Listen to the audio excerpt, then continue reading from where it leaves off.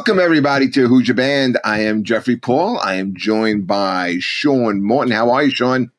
I am fantastic, Jeffrey. How are you doing on this beautiful night? Yeah, it's cold. It's been a minute since we've done the show. We've both been incredibly busy. A lot has been going on. The last time I saw you was about 2.5 weeks ago. We did a show together in New Egypt, New Jersey. Yes. You know, it was a good show, actually. It was nice and packed. Everybody did great.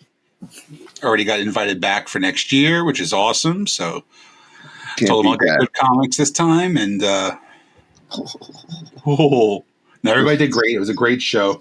Yeah, all around it was a really cool night. I mean, I could barely walk because we had a little incident when I decided to become an old man and fall in my shower. Yeah, naked Sean fell into a shower. No, I wasn't naked yet. I had clothes on. What were you wearing? I remember what I'm wearing. Say it slow. Say it slow. Say it slow. Yeah, what am I wearing? So what were you wearing? It was one of those weird things where like you just lose your balance, and like I went back first into my shower, and I was really high 24 hours a day for 5 days straight between the muscle relaxers and the extreme amount of weed. But I was almost had to cancel the show, really, the one we were on, if I wasn't turning the corner. But luckily we did. Jeffrey did amazing. John Kirshner did fantastic. And speaking of other shitty comics, I would like to actually introduce our guest this time, Jeffrey. Go right ahead. I have always I give this guy a lot of praise when I really should not, but in my opinion, is actually the best writer I know. He really, truly is the best writer that I know. And if I ever had a sitcom, he'd be the first person that I would sign to. Hold on a second. Sure. Is he good at lighting? No, I don't know. No, apparently it's like fucking powder. I know. I'm not. I don't know. Lightning strike it. Jesus Christ. Ghost of Oz guest? He is a wonderful, wonderful comedian, and he just taped his last special in December, which is going to be coming out soon. Our good friend Ken Krantz. Welcome to the show, Ken. Thank you for having me. I actually now know what I would look like as a ghost. So this is yeah. I actually got to meet Ken. What's the name of your new podcast that you're doing? A bit too much. I forgot for a second. A bit too much. So I got to meet your co-host for the first time last Friday, Carmelo. Great guy. And I realize now that I have a kindred spirit with him because he's a really funny guy, really funny comic, really, really nice guy. And his co-host is also a real gigantic piece of shit. So I had this real kindred relationship with this guy, and I'm looking forward to going on your show soon, which is going to be fun. Yeah. He sent me a picture, the two of you giving me the finger. Great. And I wrote back that he's fatter than you now. And have you seen Sean recently? He looks amazing. I mean, he looks better. Let's not use that as like amazing. Did you ever think you would see him like this? Alive? Still alive? I thought he would be rotting flesh by now. Oh, yeah. Me and you both, okay? But yet we are going on, it was this year 5 or 6 of this show. 5 long fucking years. It feels like 16. Okay, but so I wanted Ken on this show for a couple of reasons. Mm-hmm. I like you. I love Ken's post. I think he's a very smart guy, but he also has an interesting take on music. I think he's insightful, and I think he knows what he's talking about. And so since we kind of since the last time we kind of did this, because it's been a couple of weeks, a lot has been going on in the world of music, and I wanted to kind of like bring it up. So the first thing I wanted to talk about is something that we do every year on the show. This is going to be about the 5th, 6th time we've done it, and it's the Rock and Roll Hall of Fame nominations. So if Adam, here we go. So I want to go through this list with you guys. So here you can see, to me, I don't think it's the most outstanding list I've seen in the last couple of years. And remember too, though, we have 5 to 7 picks because there's a minimum of 5, maximum of 7. So let's do this. Let's pick 6 on this list who we would put it into the Rock and Roll Hall of Fame. And a couple of them I think are repeats from last year. Yeah. Okay. So Ken, since you're a guest, who on this list are you putting? Like, is there anybody who jumps out at you like they have to be in?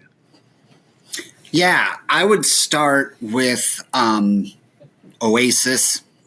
Mm-hmm. Oasis isn't even my favorite band on this list, but Oasis was one of the biggest because they were the biggest band in the world at the time that they were around.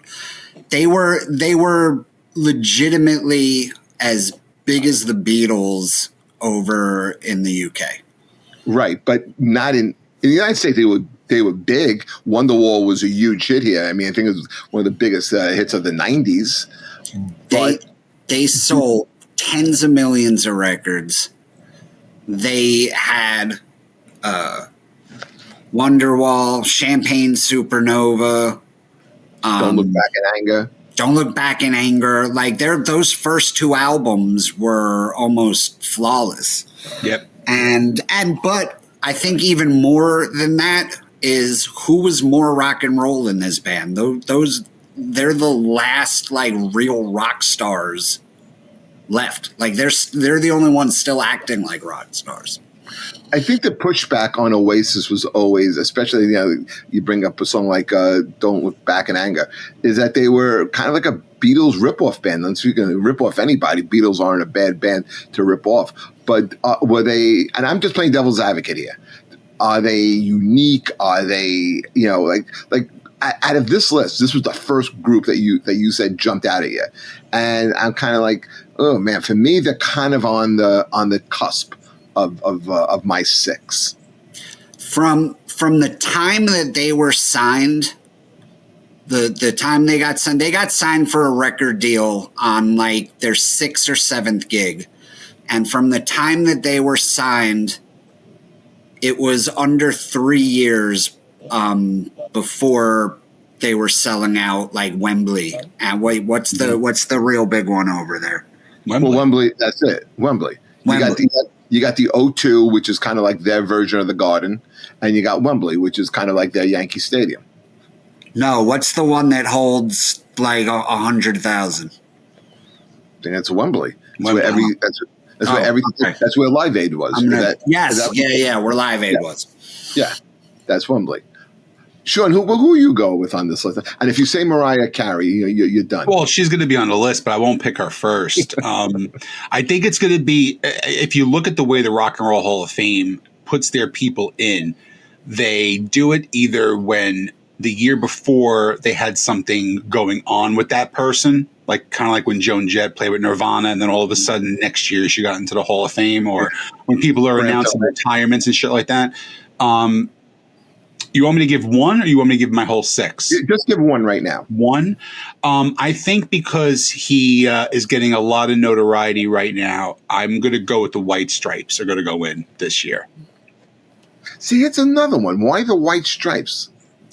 Because if Jack could go in solo, I think it would be he would go in solo, and I'm sure later on in life he will. But they were such a different kind of band, and just a different sound with a 2-piece, and they combined so many different things, like even just like, and it sounds stupid to say this, but color schemes, doing the whole red, white, and black thing too for almost all their albums. There's little things like that. And they were just so raw and simplistic. And that's the reason why I personally started to really like that band. And then branch off to, with Jack White's other stuff with the Raconteurs and shit like that. But I personally think they go in this year.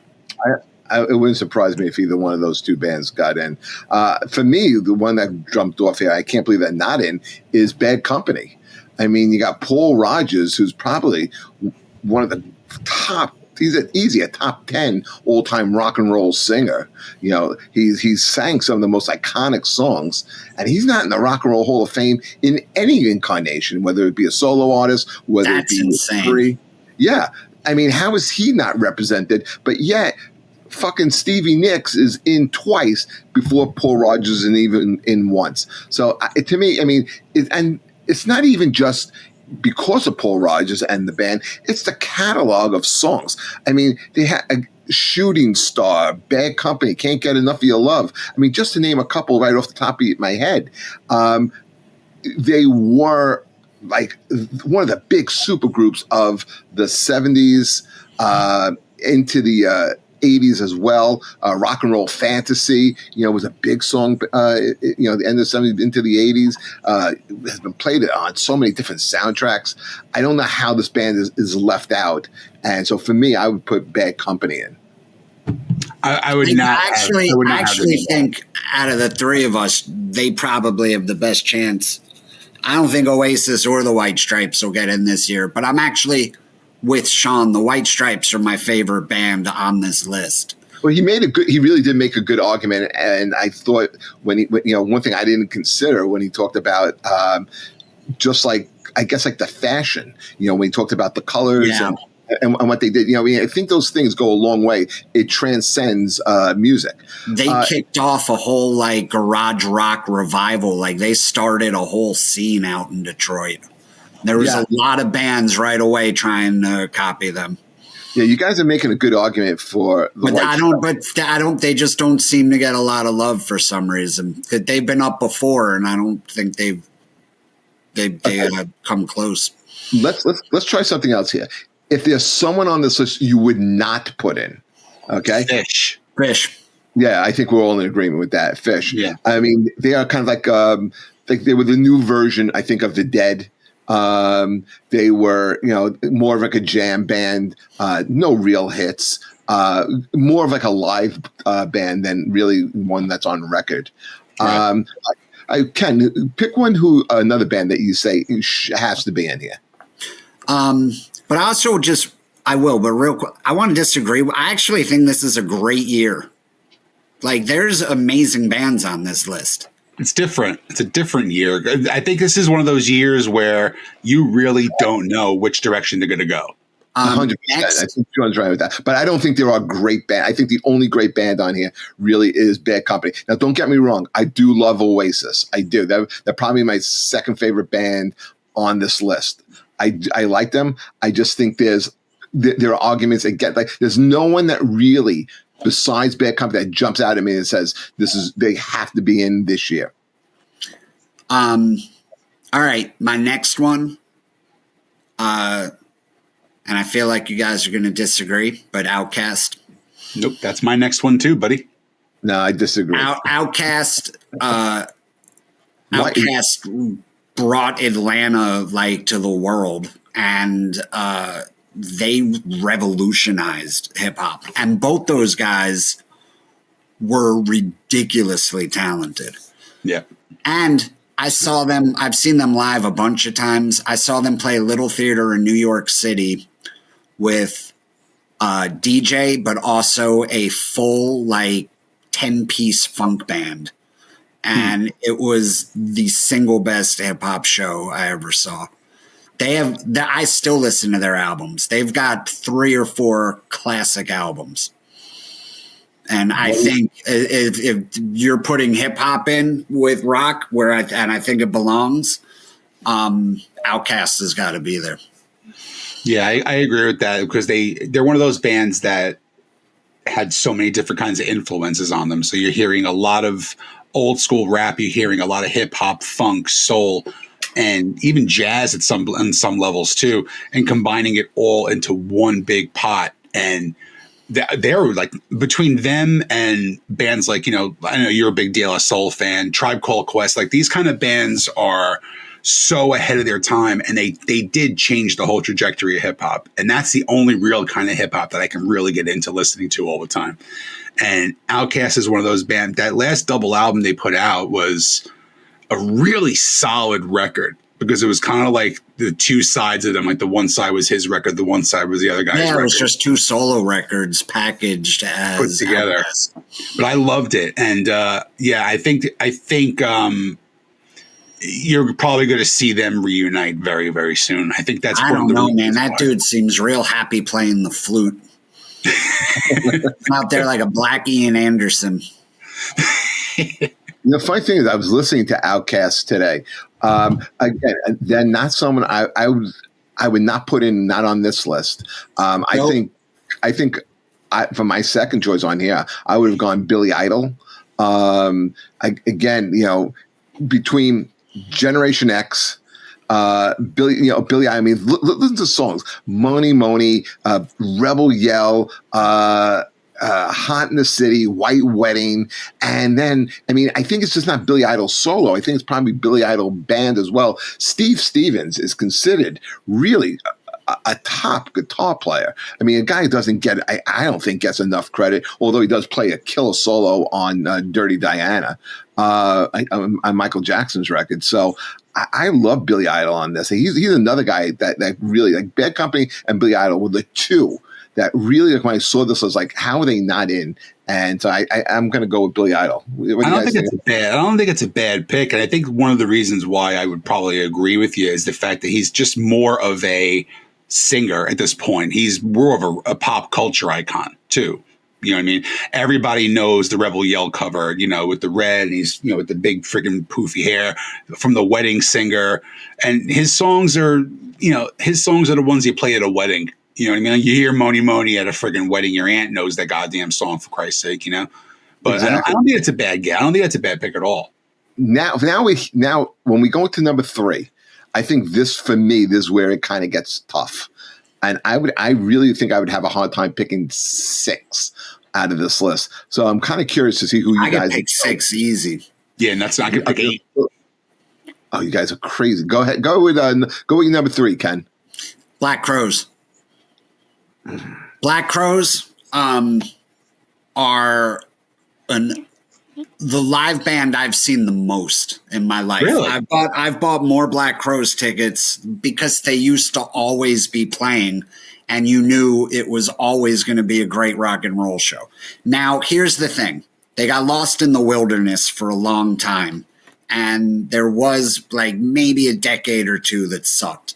But their first run, their first 3 albums, Shake Your Money Maker, Southern Harmony and Musical Companion, and Amorica, were classic rock and roll albums. Southern Harmony is that enough to get you into the Hall of Fame? Yeah. Their reputation as a live act, their brothers, they're fighting. They're fist fighting on stage. They're getting thrown off tours because they're drunk and on drugs. Like, they're probably the biggest rock stars on them and Oasis. Them and Oasis did a brotherly love tour together because they were known as the brothers that would fist fight on stage. And what's more rock and roll than that? I think the Black Crowes get in on attitude. I think you're spot on, though. Again, for the same reason as Oasis going in, because they're back together. And the Rock and Roll Hall of Fame is also going to be looking into getting fucking ratings from having Oasis and the Black Crowes, who have been broken up for 15 years. Put a band in the Rock and Roll Hall of Fame to make them immortal. Yeah, the fucking ABBA's in there. You're telling me the Black Crowes can't be? Come on, who's bigger, ABBA or the Black Crowes? Well, it's not about who's bigger. It's about who's like immortal, right?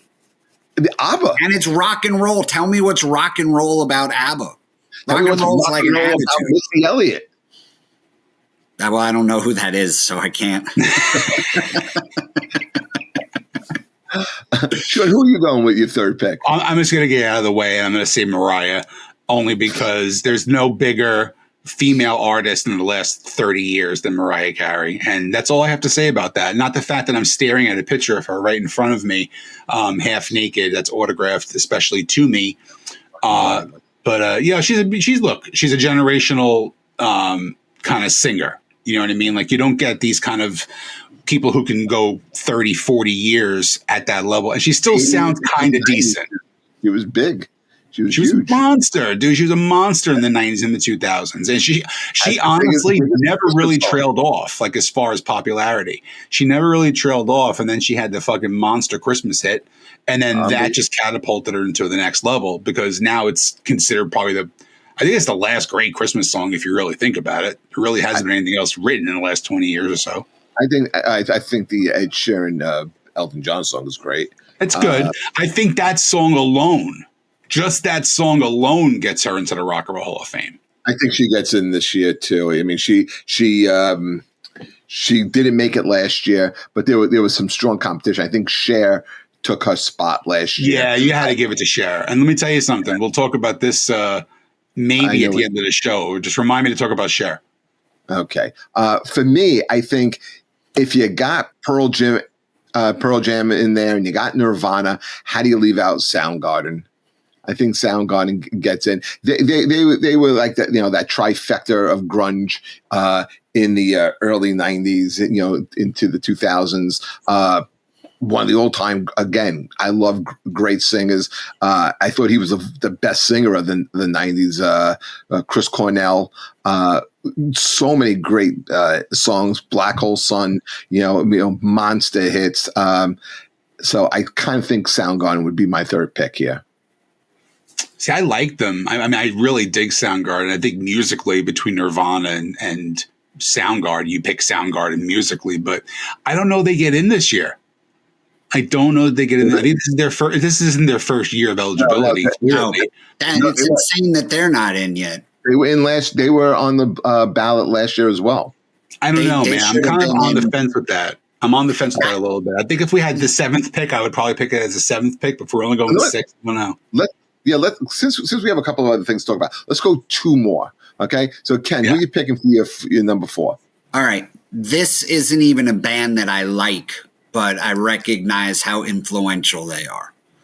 I would go with Joy Division and New Order.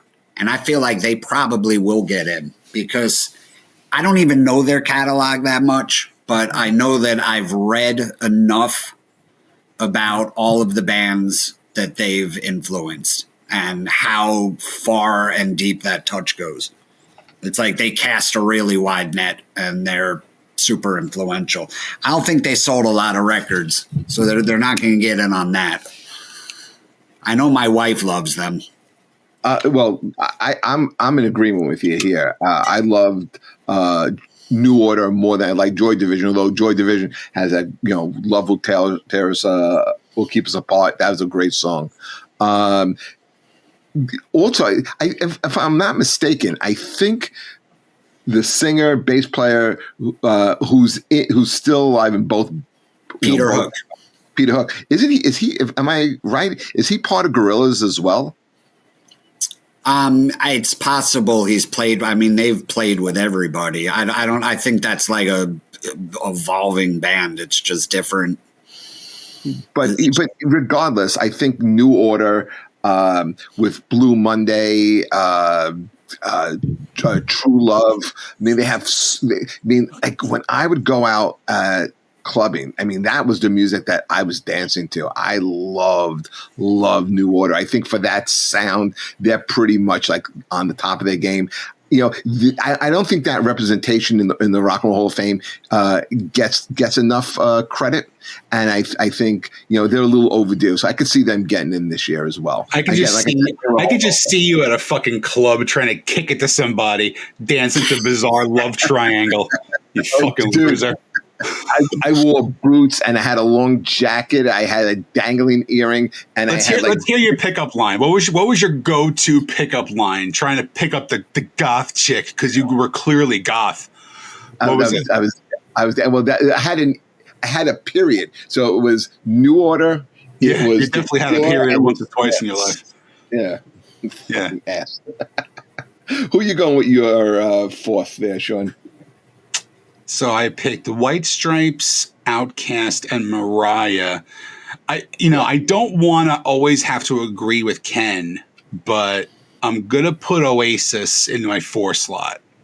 I think, again, just because of no one ever thought they were going to get back together again. I think that played a major part in them getting that push to go in this year. But like Ken said, those 3 records, I saw them at I think the old Izod Center when What's the Story, Morning Glory came out, and that place was packed to the fucking gills, and everybody sang every word to every song. And it was one of the few shows I ever saw that happen at. And they were an absolute monster live. Those first 3 records are killer. And like Ken said, too, they were on a different, even though they were big here, they were on a different level over in Europe and in the UK. And then when they came over here, you mentioned, that they'd sound just like the Beatles. Look, fucking Guns N' Roses is just a heavier version of the Stones. You know what I mean? So you can't make comparisons like that. They're both great bands, but Oasis, I think at that time period, the actual notes of a John Lennon song to open up one of their own songs, and they've done it before. Yeah, but how many notes can you actually fucking play, dude? Everything's fucking written twice over and over again. It's the same. They ripped off that Coke commercial. They ripped off a Coke commercial. Come on, Sean. Don't you have any integrity? They said Pepsi commercial, not a Coke commercial. You don't do that. Liam Gallagher did an interview where he said like his lawyer was like, Coke's on the phone and they want money. I still think one of the most badass things ever was him just refusing to fucking play at the MTV Unplugged and saying that, he wasn't feeling great. He sat in the balcony and heckled Noel while Noel sang the songs. Like, and what the fuck was more rock and roll than that? And he heckled his own band. Yes. It was fucking great. I would put him in just on that. Last one. This is not the WWE Hall of Fame. This is the Rock and Roll Hall of Fame. So that's some rock and roll shit. That's some rock. It is. Okay, pick your last one. My last one, well, we said sound. I mean, I would probably put Soundgarden in. I also wouldn't be surprised to see Cyndi Lauper get in. That's who I would go with my last one as well. Mine too. Yeah. I mean, she was up last year. I think it was Cher and somebody else got in last year that I think kept Cyndi Lauper and Mariah out. I think definitely one of them, if not both, are getting in this year. I think it's okay to put, and this may sound weird, but I think it's okay to put Mariah and Cyndi in on the same year, but it's not okay to put Mariah and Cher in on the same year. Because I think they're 2 totally different. Like, I think Mariah and Cher are kind of into that diva kind of category. I don't think Cyndi Lauper falls into that category. I sort of get that. If they go, what did you say the max was? 8? 7. Guarantee of 5, max 7. Okay, so I guess if they do go 7, I could see them both. I could see them going about 5 or 6. I don't know if Mariah gets in, although it wouldn't shock me if she did. Mana, aren't they like a Spanish heavy metal band? What gave it away? I don't know anything about them. Yeah, it was the thing over the A. Yeah. And none of us brought up Chubby Checker. He had a couple novelty hits, really. The Twist, and do the Twist again. It's a sequel. So he kept going to that twist well. And here we are twisting in the 70s again. Twisting the night away. Okay. And then I thought maybe, what's his name would get in? Joe Cocker. That's insane that he's not in. Yeah. Yeah, so I think that this is going to be a competitive list to try to narrow it down, and it's going to be interesting to see who gets left off.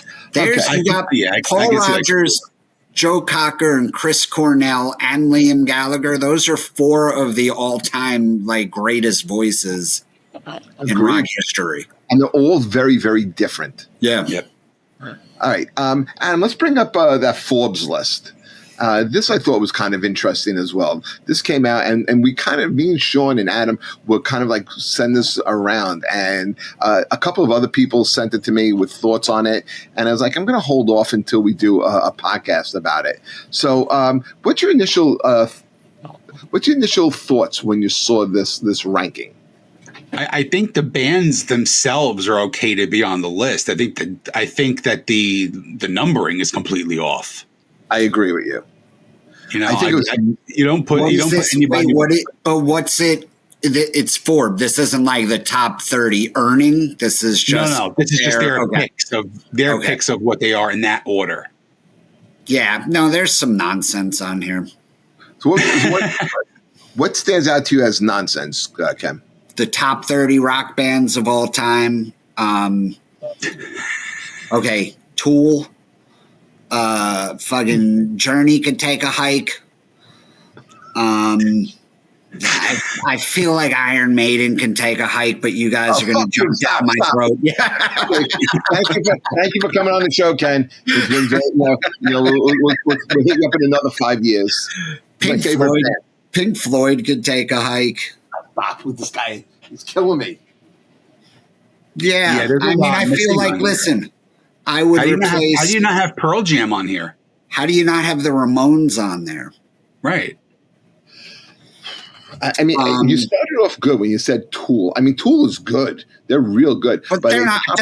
Listen, all those bands are good, but top 30 of all time. I'm not like a heavy metal dude, so I'll also say this, which is probably my last appearance. Metallica, for me, maybe top 3 worst bands of all time. I love that take. Why? Why don't you like Metallica? It's just all of it's no good to me. And I've seen them, and people are, you have to see them live, and I saw them live, and it's not my thing. I just don't like. Dude, I get it. Lars comes across like maybe one of the biggest douchebags ever. Oh, that's guaranteed. He knows it though, too. Yeah, but so it's but I recognize that they're amazing musicians. Like, I get why people like them. It's just not my thing. Yeah. When Sean said like the bands are fine, I'm like a couple of them I would like toss out. Like, I wouldn't put Radiohead on this, although I mean I understand the importance of Radiohead. They're just not for me. But I'm not going to say they suck because obviously they have an audience and they have made an impact in music. I don't know if I'm putting Oasis as a top 30 of all time band. I hate the Doors. They're not for me. Too. But I despise the Doors. But I understand it. I think having Aerosmith 30, you mean ZZ Top is better than Heart is better than Aerosmith? Well, I didn't even see Heart was on here. There's a couple on there that I would definitely take off. I mean, again, I agree with the Doors. Ken might not like this one. I would probably take the Clash off of that list too. No way. That's insane. No way. Yeah, I might take them off just to piss everybody off. I agree. I don't know that Journey. I mean, they had a lot of hits, but I don't know that they fall into the greatest 30 rock. I mean, I'd take Pearl Jam over Journey any day of the week. Would you put Def Leppard over Journey? No, I don't think so. I mean, I'd say they're equal. I'd say they're equal. Absolutely. I wouldn't put them over. What do you think about the rankings, and especially the first 5? They're off because the Beatles are always going to be number 1. Agreed. You always got to put the Stones at number 2. I don't think they have to be. I think it's more an argument. I think Beatles number 1, but I think the argument more is Zeppelin number 2 or Stones number 2. I don't think there's any comparison. I think the Stones blew Zeppelin out of the water with that. Then Zeppelin goes 3. I would put Queen at 4 and Pink Floyd 5. Floyd at 5. Yeah. No. What do you? I have a feeling Ken's going to be much different. So I'm not even basing this. I don't have a problem with Zeppelin at 1. The Stones are my favorite band ever, but I see how you can make the argument for Zeppelin. I mean, they were pretty fucking great, and they all lived like pretty great rock stars.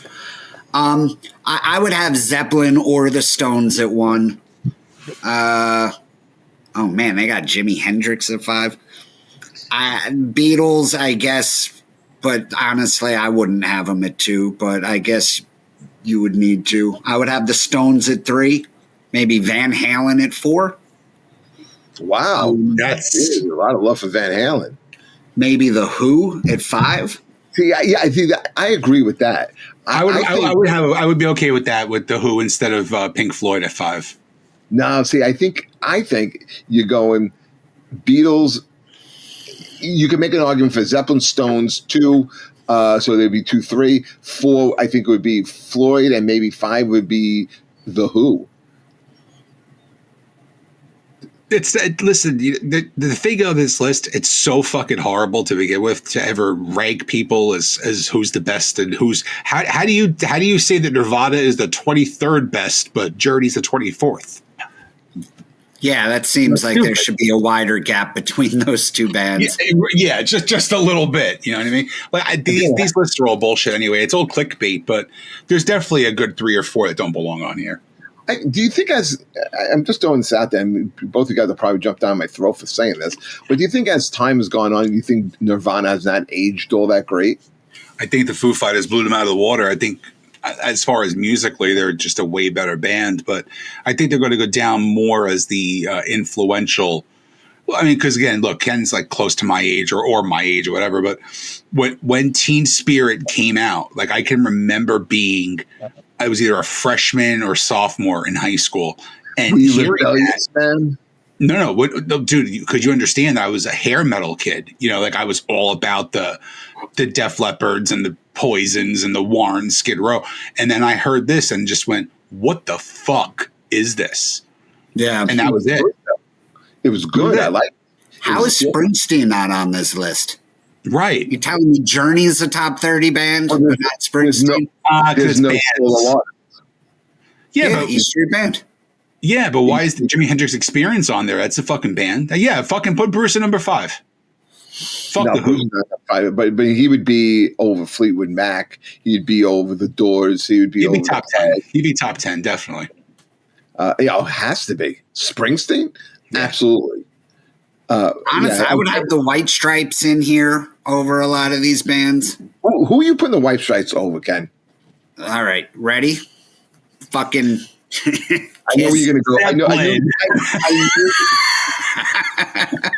Tool, Kiss, Journey. Kiss. Maybe even Rage. Oh, no way. Yeah, I don't go with that. I can't. Wow. I'll give you Tool. Because look Tool is one of look at the White Stripes catalog.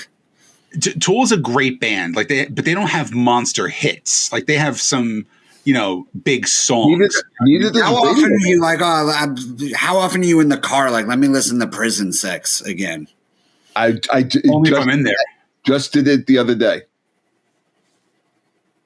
Well, you probably weren't very happy with my Kiss decision then. I'm joking. I didn't do that the other day. Oh. So to me, like they're a good band musically as a musician. They're fucking mind blowing musicians. But I would probably replace the White Stripes with that. With Tool with the White Stripes as well. I think the first band probably would take out I always say you go with your gut. And the first band that really jumped out at me is like, wow, I can't believe that they're on the top 30 was Tool. And I would put, I don't know, man. You guys make a good argument. If you're going to put Jimi Hendrix Experience, you got to put Bruce Springsteen and the E Street Band. That's right. A band. I'll tell you something else. The Eagles could fuck right off. They cannot fuck right. Come on, I think they're the biggest selling American rock band of all time. Yeah, but was it really rock? Hotel California is. Yeah. Victim of Love is. See, Ken, I am 100% like that with Rush. Why is Joe Walsh so cool, but the Eagles are not? They're not at all. Because of Glenn Frey and Don Henley. Well, Glenn's dead. Yeah, but if you watch the documentary, they both come off as kind of they kind of went from being like musicians and kind of like a feel good spirit to kind of like being a little bit corporate and greedy. Yeah, it's kind of like with Bon Jovi. They did that documentary a bunch of years ago when he said, "I'm not the singer of a band anymore. I'm a CEO of a multi-million-dollar corporation." It's a great comparison. Yeah, could they be on this band on this list? No. Bon Jovi? And I love them. I wouldn't put him there, but I could see how you could make the argument. Yeah, I agree. Although I guess if I'm kicking the Eagles out, I can't bring Bon Jovi in. That's true. Okay. So, all right. So just a couple more things before we wrap this one up. Did you guys see or follow the Grammys at all? Yes. A little bit. All right. So I always have a problem with the Grammys. I think they're completely irrelevant at this point. Although I was happy to see "Flowers" by Miley Cyrus win for Record of the Year. I thought that was a great song. But we're a rock show, and if you look at the rock performance and metal performance. I mean, this is just like absolute shit, man. I mean, best rock performance, Not Strong Enough by Boy Genius, and best metal performance was 72 Seasons Metallica. And best rock album was This Is Why by Paramore. But now, if you look at who was left off, okay, not even a nomination for Green Day Saviors. The Cure's new album, Songs for the Lost World, which and the single Alone. Bruce Dickinson in metal, it was a better album, 72. I thought the Stones won rock album. The list I saw, it said, I thought so too, right? Hackney Diamonds, I thought won best album. I think you're right. I'm going to pull it up. I don't know why it said best rock album. This is why Paramore. But even still, I mean, Hackney Diamonds is fine, for an 80-year-old rock band, but it's not better than I think, again, the Green Day album, the Cure album. The Jack White album's better than all of them. The Jack White album, and they would never nominate a rock album for Album of the Year, but the Jack White album was the best album. I don't think they know what they're nominating. I think Priest's Invincible Shield was a better overall album than Metallica, but I think Metallica has more name recognition. You're off on this, Jeff. The winner for best metal performance, which is what I thought it was Gojira with Mea Culpa. No, they're not. Did you see the Olympic ceremony when they were playing on the side of the building? That's the song. And that's why they got. That's why it's a possibility. It's a possibility that. Okay, but why? But I thought listen. I guess maybe I'm a little biased because I love Maiden. I thought Dickinson was better. I also think Ozzy had a song nominated this year, "Crack Cocaine." They did with Steve Stevens and Billy Morrison. And the best rock performance. He did a song called "Crack Cocaine." Yeah, What's it just came out. It's about love. How much they love crack and cocaine. It is. You know what? I even think of like Billy Joel's "Turn the Lights Back On" should have been nominated. I hate that song. I love that song. I'm almost positive I've never had a thought to ever end my life. But however, if that time ever come, that would be the song that I would play. Sean, you and I have a show together on March 1st. I'm going to pick you up. I'm going to drive you there. And on the whole way, that's all we're going to listen to. He's touring with like Rod Stewart and Sting. And my wife sent me, she texted me like the flyer for the tour. And she was like, hey, let's agree to never do this. Well, what he's doing is he's playing stadiums and he's doing like these big co-headliners. So like in New York, the 3 shows he's doing at different venues. He's doing Rod Stewart, he's doing Stevie Nicks one night and Sting another. Yeah, it's a good get. Yeah, I think I'm going to go see Billy Joel and Sting. That's all you, pal. You guys don't want to go? No. Let's see if he wants to go. All right. So Grammys. Nothing big. I mean, Beyonce winning Country Album of the Year and Album of the Year was so well deserved, but it's better than Chris Stapleton. You're right. It was very clear that this was a purchase job by her husband, and I'm okay with that if you have that kind of money. Well, speaking of her husband, let's wrap things up with the halftime show. I don't know if you guys watched the Super Bowl halftime show. Kind of curious what you thought about Kendrick Lamar. Ken? So, okay, I actually didn't see it. We were at a Super Bowl party half an hour away, and we left at halftime to get home for the second half. I did listen to it on Sirius, and it sounded awful. Not the performance, the actual recording sounded awful. You can barely the Sirius feed sounded terrible. So I didn't hear it, but I read the reviews, right, and it sounded like it was all just a big fuck you to Drake. Yep. Which, to me, to use the world's biggest stage just to be petty to some dude that you don't like. Checkmate, motherfucker. That won me over. Right. I still don't know any of Kendrick Lamar's songs, but I am a fan. Wow. I think you're right about the sound. I mean, it did come across terrible. I think the problem with it is, listen, obviously I'm not the demographic they're going after, but I think when you're doing a halftime show, okay, I think the music has to have more of a broad appeal. And I didn't know one song. You're telling me there's not an artist out there that they can pick that's going to be able to appeal to a little bit of everybody. I thought it was bad. Well, Jay-Z books the halftime. He's in charge of the halftime show. The rock bands aren't coming back anytime soon. No, but you know what? I think Foo Fighters would be a good choice. I don't know if they were available. No, they haven't. Yeah, they have. Oh, they haven't? They've never done it. No. I don't think they've never done it? No. I'll tell you, you're going to have a rock band next year, though, 100%. Well, you know what? You keep saying this, and this is where I agree with you. I think, you said country is the new rock. And I the more I think about that, the more I think you're right. And would it be terrible to have Miley Cyrus and a couple of newer country acts, a couple of older country acts, and you could put Shabuzi on there. I mean, it's going to be Metallica next year. It'll never be Metallica. It's going to be Metallica next year because next year the Super Bowl's in San Francisco. And it's the 45th anniversary of their demo, so that's what they're doing a whole big thing for it next year. Mark my words, Metallica's playing it next year. I hope there's you're right. Absolutely no chance. Yeah, I'm with Ken on this one. I'm not a Kendrick Lamar fan. I know who he is. I know that one of his albums is considered one of the greatest albums of all time, and won a Pulitzer. He's not like your typical rapper. He actually has thought behind his shit. I have to agree with you, Ken. Fucking getting Drake's ex-girlfriend to fucking do the Crip Walk.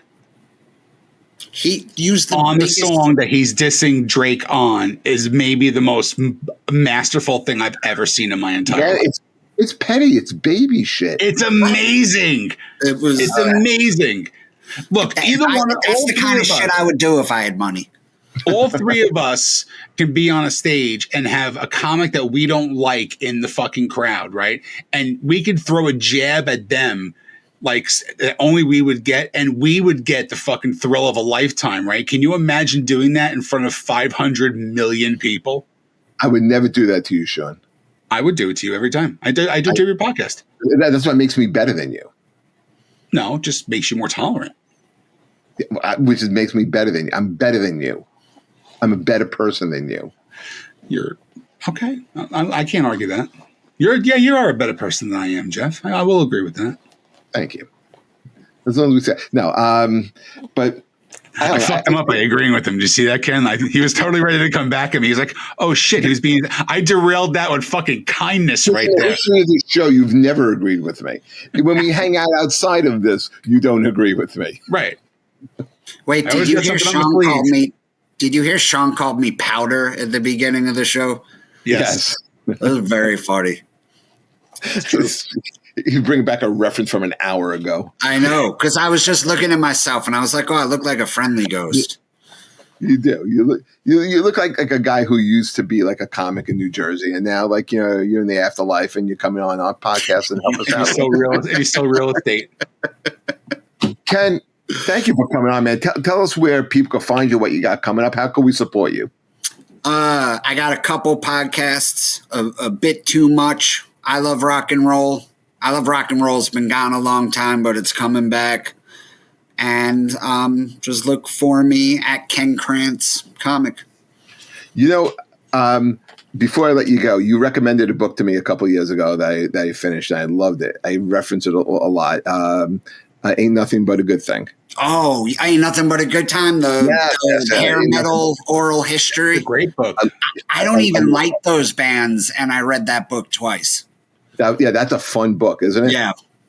I'll read oral history. Like they've got their hooks in me deep. I will read any oral history book.